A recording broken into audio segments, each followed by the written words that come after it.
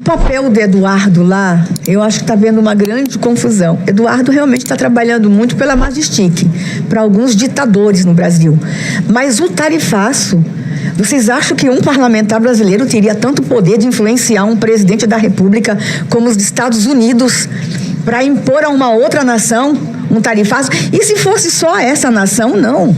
O presidente Trump está propondo medidas parecidas com outras nações que se aliaram a ditadores e que foram para o BRICS desafiar uma nova moeda. Então, assim, a questão do tarifaço, atribuir ela a um parlamentar brasileiro, chega a ser ingenuidade de nossa parte. Então, nós vamos entender também que o nosso atual presidente da República tem uma culpa muito grande na questão do tarifaço, e os parlamentares que foram para lá sabem o que viram. Então, eu precisava deixar registrado. Agora, que Eduardo tem um ativismo lá para mostrar quem são os ditadores de toga no Brasil, isso a gente não nega, ele está fazendo e está fazendo muito bem feito e está tendo frutos. Nós estamos aqui todos sentados e debruçados sobre um tema cujo nome foi dado de crise internacional. Na verdade, não é uma crise internacional. Na verdade, foi uma crise provocada. A crise provocada por um parlamentar brasileiro chamado Eduardo Bolsonaro, que saiu do seu país para atentar contra o Brasil. Somos quase 215 milhões de brasileiros trabalhando todos os dias. Os exportadores produzindo todos os dias. E daí vem uma cadeia toda de transporte, de logística. Nós estamos aqui resolvendo um problema pessoal de uma família. Então, não estamos tratando exatamente disso. Qual seria a solução verdadeira?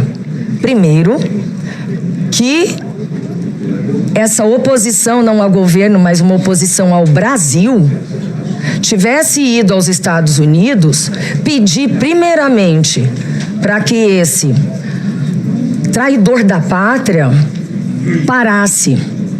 Mas ele não para. E estamos aqui, o pior de tudo é deparar com brasileiros que exportam, que foram tragicamente atingidos, dando razão.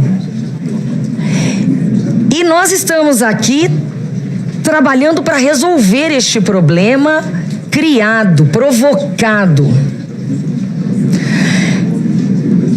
Dentre todas as medidas que foram tomadas, foi do atual governo buscar novos mercados, se unir com os outros países para salvar a pele daqueles que estão apoiando. Então, o exportador que não teve, que ainda não teve, porque prejuízo já houve, o exportador que ainda não teve prejuízo e conseguiu vender seu produto para outro país, ele está achando tudo bonito, porque não doeu no bolso dele, mas quem foi lá resolver? Essa aqui é só mais uma medida. Então é vergonhoso nós não darmos nomes aos bois. Eu não aguento esse tipo de falácia, isso é mentir para o povo brasileiro. Nós não estamos tratando de uma crise internacional assim, que eclodiu do nada. E lembrar que estão apoiando uma pessoa não liberal. Nós estamos tendo no mundo e no Brasil um equívoco de conceitos, presidente. Os conceitos não correspondem aos atos e aos fatos. Quando tratamos de pessoas conservadoras e ao mesmo tempo liberais na economia, nós tratamos do conservadorismo institucional e não de costumes. E os tal conservadores de hoje no Brasil são reacionários, porque tentaram dar um golpe de Estado e continuam tentando, porque isso é golpe. Apoiando um tal de uma direita conservadora e liberal na economia dos Estados Unidos. Essas atitudes de Donald Trump são atitudes liberais? Meu Deus! Olha, vamos estudar, pelo menos aqui dentro.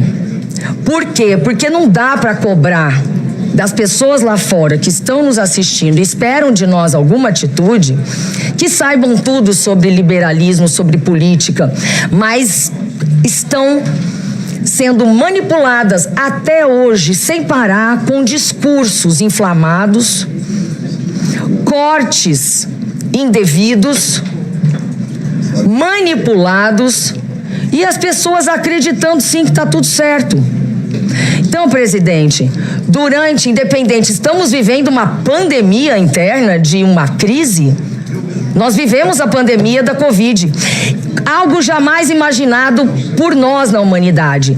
Agora, o que jamais foi imaginado por nós dentro desse país é um parlamentar brasileiro sair daqui e ir conspirar contra o nosso país na cara dura, na calada do dia, na calada da noite, tendo que ser, nós tivemos que gastar dinheiro para enviar nossos parlamentares para limpar as fraldas de um moleque.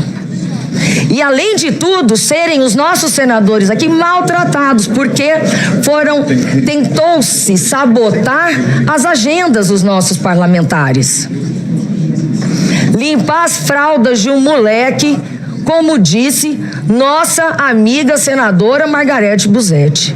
Então eu peço para que passemos menos vergonha, que todos votem em favor de uma emergência e que possamos todos nós encontrarmos juntos uma solução. E primeira solução, cortar a internet dessa molecada que não sabe, não tem o que fazer, a não ser que nós tenhamos também a coragem, nesse momento, de caçar esses mandatos desses traidores da nossa pátria. Obrigada, presidente. Confesso a Vossa Excelência aqui, o que disse na antessala é fundamental que nós ocupemos para externarmos, de certa forma, o nosso repúdio. Não há nada sugerível, até em razão desse relatório ter sido apresentado há cerca de 2 meses, que ele não vá a debate pela Câmara Federal.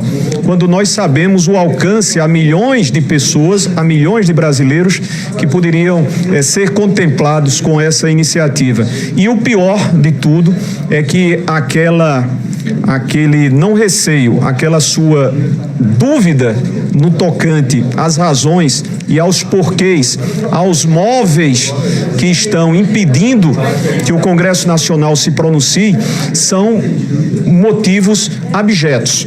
Ou seja, é a de se utilizar de um instrumento para fazer pressão ao governo, um governo que deseja definitivamente, porque pensa da mesma forma como todos nós aqui pensamos, de discutir as questões fiscais, mas fazendo de fato uma política tributária justa, justiça social, o governo se submetendo a, de certa forma, e me perdoem aos senhores e às senhoras, se o termo possa não ser apropriado, achaques de naturezas inapropriadas, impertinentes e inaceitáveis.